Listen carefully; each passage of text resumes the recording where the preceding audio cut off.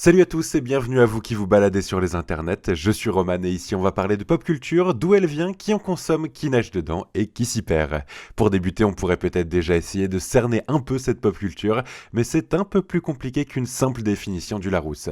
Alors pourquoi? Essayons de comprendre ça et au passage d'apporter notre pierre à l'édifice. Allez, on y va? Pour commencer, s'il y a une chose, c'est que la pop culture évolue en permanence, en avant, comme une pièce qui roule. Ce n'est pas la culture au sens traditionnel, celle des productions de masse, ni les cultures de niche qui passionnent des petits nombres, c'est plutôt un équilibre entre les deux. Une accumulation d'œuvres, courants, artistes. Alors, reprenons justement l'allégorie de la pièce qui roule pour essayer de vous en donner ma vision. Une pièce, deux faces. D'un côté, il y a cet aspect populaire de la pop culture, ces œuvres, courants, personnalités que tout le monde connaît, au moins de nom. Mais le Seigneur des Anneaux, avant d'être de la pop culture, c'est de la fantasy. Les Beatles, avant d'être de la pop culture, c'est de la pop musique. Superman, avant d'être de la pop culture, c'est de la bande dessinée. Tarantino, Star Wars, Beyoncé, Breaking Bad, on peut en citer des milliers. Mais si tous ont un point commun, c'est que ces œuvres saga personnes ont tous connu une renommée au-delà de ce qu'on peut appeler leur niche culturelle, devenant ainsi de la culture populaire. Mais alors, pourquoi ?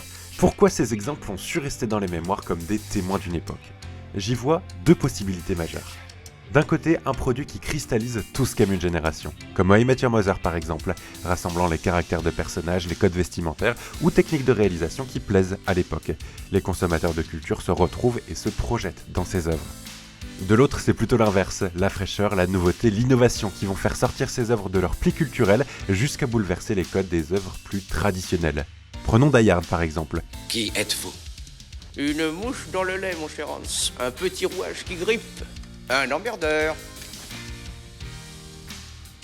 Waouh.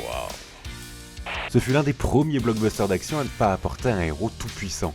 Contrairement aux Schwarzy, Stallone et compagnie qui représentent la norme à l'époque, Bruce Willis nous sort un personnage qui saigne, qui pleure, qui ne réussit pas tout. C'est depuis le premier Die Hard qu'on a commencé à voir des héros plus faillibles au cinéma américain. Le film de McTiernan n'était sûrement pas le premier à le faire, mais ce fut le premier à obtenir un tel écho auprès du public, des critiques et donc de la production, entraînant des dizaines de plus ou moins copies qui, contrairement à Die Hard, ne resteront pas forcément dans les mémoires. Ce serait donc ça la phase populaire de la pop culture, des œuvres que tout le monde connaît, au moins de nom, qui viennent la plupart du temps d'une niche culturelle, mais qui ont trouvé un écho auprès du grand public. Et le côté populaire s'arrête souvent là, pas besoin de connaître ces chanteuses séries télé ou BD en détail. Elles sont juste connues, et par leurs propos ou la forme qu'elles prennent, leur renommée influence la culture plus mainstream. J'ai compris la référence. L'autre phase de cette pièce est justement plus intime. Elle fait appel aux initiés de la pop culture et s'alimente de références de son époque ou des décennies précédentes. Les films Marvel, par exemple, piochent d'une part dans le catalogue des comics et de l'autre dans les codes des blockbusters des années 2000, avec une recette qui marchait déjà. Le grand public a apprécié ces films, les a plébiscités, amenant les films de super-héros à devenir un genre ultra représenté au cinéma. Pourtant, chacun de ces films est ultra référencé. Des clins d'œil qu'à la base, seuls les connaisseurs des comics ou de la pop culture pouvaient vraiment voir. Parfois c'est aussi un horizon des cultures, comme la BD Scott Pilgrim qui mélange univers de jeux vidéo et style graphique proche des mangas. Un croisement possible à l'heure où tout est accessible avec Internet. Parce que c'est peut-être l'avènement d'Internet qui a changé la donne pour la pop culture. Ce qui était avant une culture lointaine à l'autre bout du monde se retrouve à seulement quelques clics. Depuis un peu plus d'une trentaine d'années, les références et possibilités sont démultipliées pour le bonheur des créatifs et donc des consommateurs. Et c'est aussi comme ça qu'on se retrouve avec des méchants nommés Wham, AC/DC et Cars dans le manga JoJo Bizarre Adventure.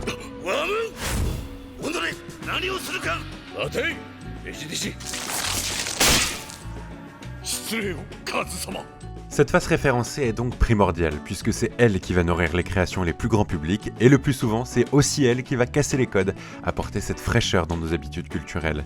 C'est une face un peu plus discrète qui ne connaît pas toujours le succès du grand public, mais pour ceux qui la connaissent, on s'y attache d'autant plus. Voilà donc pour moi les deux faces de la pop culture. D'un côté l'aspect populaire, grand public, qui brille et qui attire l'œil, de l'autre un côté de connaisseur, d'attention du détail et de référence aux autres œuvres de la pop culture.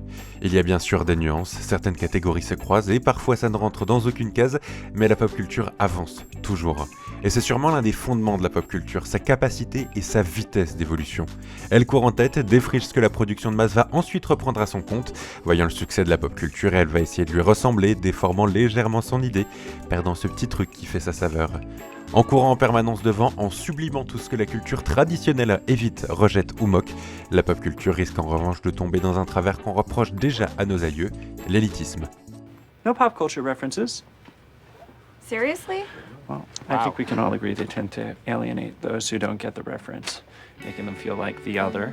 Bien sûr que ça me titille quand j'entends parler de Batman. J'ai envie d'être sûr que la personne en est réellement fan avant de lui laisser la parole. Lorsqu'on fait partie des fans connaisseurs, on doute vite de ceux qui n'entrevoient que le côté grand public. Mais alors, avec nos injonctions de connaissance, de précision, on risque simplement de retirer aux autres leur droit à la découverte, ou même à survoler simplement une œuvre. Un élitisme qu'on a pourtant nous-mêmes subi avec le cinéma d'auteur, l'opéra, ou encore la littérature classique qu'on nous montre si souvent inaccessible. En appuyant trop sur la face connaisseur de notre pièce, on risque de la faire basculer, d'écraser le côté populaire et ne laisser plus apparaître que notre élitisme. Pourtant, pour que la pièce continue de rouler, on a besoin qu'elle garde ses deux faces équilibrées. C'est donc quasi impossible de donner une version finale de ce qu'est la pop culture, seulement de tracer quelques lignes à suivre. Et c'est ce qu'on va essayer de faire avec le truc. Suivre ces lignes, rencontrer les gens sur son chemin, les créateurs bien sûr, mais aussi les intermédiaires, libraires, éditeurs, petites mains qui permettent à cette culture qui nous est si chère d'arriver jusqu'à nous. Alors oui, on parlera de New York, Tokyo, Londres ou Paris, mais aussi de Scranton, Besançon ou Liverpool. Parce qu'aujourd'hui, la pop culture est consommée partout, et aussi faite partout. Bienvenue sur le truc.